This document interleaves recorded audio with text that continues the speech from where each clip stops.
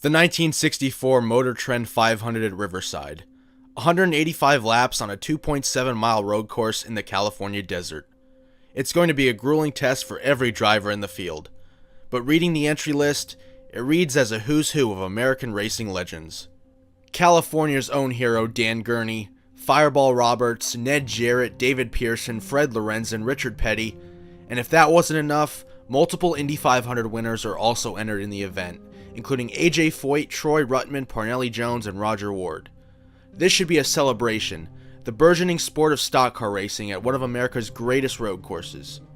But sadly, on this day, a race in which some of the greatest drivers in history would struggle through 5.5 intense hours of competition, one of those legends would sadly not make it out the other side.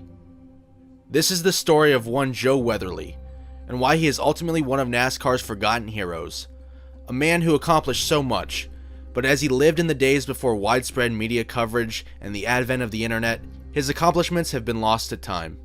Although he is in the NASCAR Hall of Fame, his racing career extends far beyond stock cars, in some surprising ways. This is his story. Hailing from Norfolk, Virginia, Weatherly's racing journey began on 2 wheels, not 4. In his early years, Weatherly took a job as a motorcycle delivery driver for a local pharmacy. With great wisdom, he saw that he enjoyed being on the bike and began racing it for a brief period of time before being called away to serve in World War II. Once back from the war, he began racing in the American Motorcycle Association and dominated. He only was technically a professional motorcycle racer for 5 years, but in that span won 3 AMA Nationals and 2 Laconia Classics.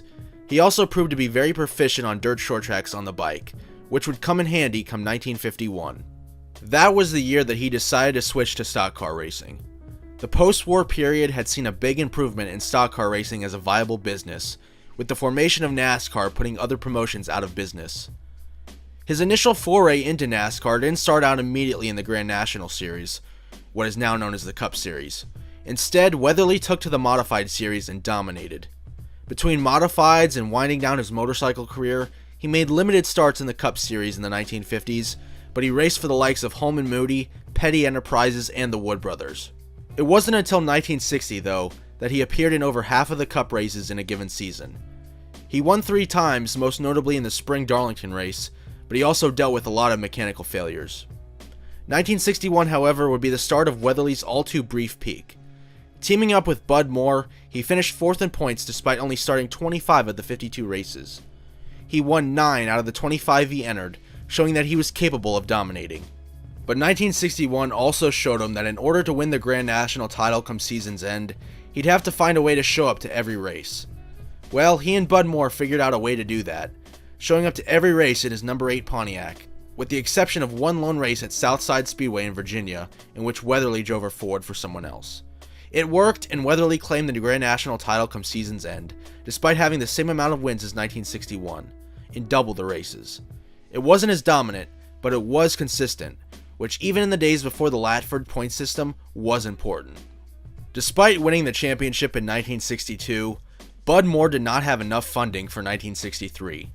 The title defense from Weatherly was in serious doubt before it even began. This financial hardship led to one of the most forgotten, unique circumstances in racing history. Joe Weatherly won the 1963 NASCAR Grand National title. Did Bud Moore find enough cash to go full-time? No. Weatherly basically jumped around from team to team, finding rides wherever he could, whenever Moore skipped a race. It wasn't uncommon in the first 15 years of NASCAR for the season champion to drive for 2, sometimes 3 car owners over the year. But in 1963, Joe Weatherly won the title driving for a whopping 9 different car owners. If you go to the Cup Series champions list on Racing Reference, you'll see how silly it looks.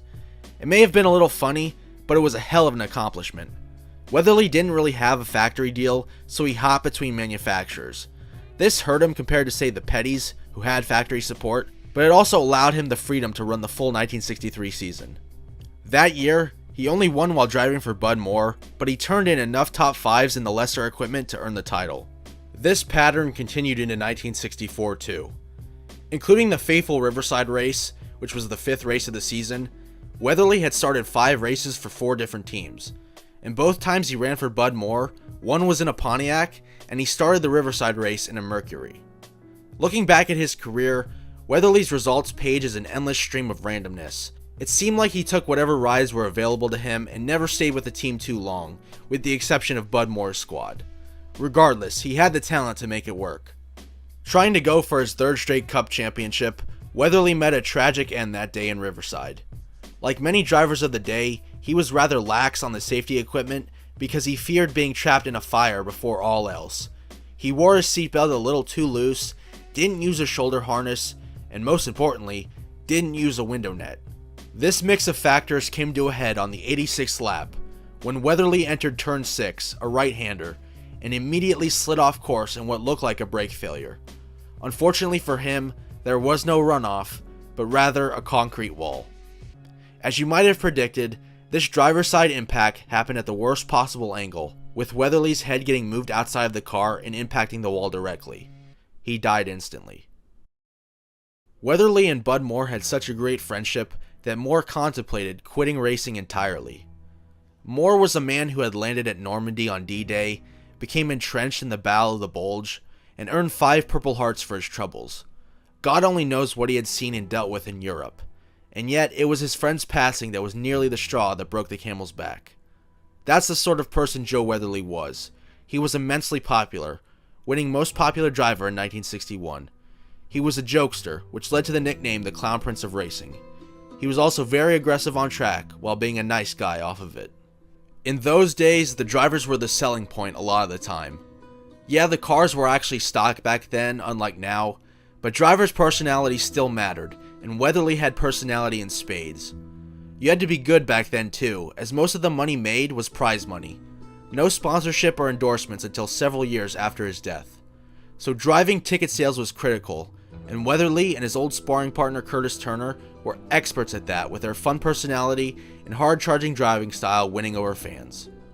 I say all this to say that Joe Weatherly had an immense career in front of him before that tragic day at Riverside. Even though he was already 42 at the time of his passing, he definitely had more good years in him. With a car owner and mechanic in Bud Moore, plenty of wins and championships were still on the table. Would he have been the first driver to win 3 straight Cup titles?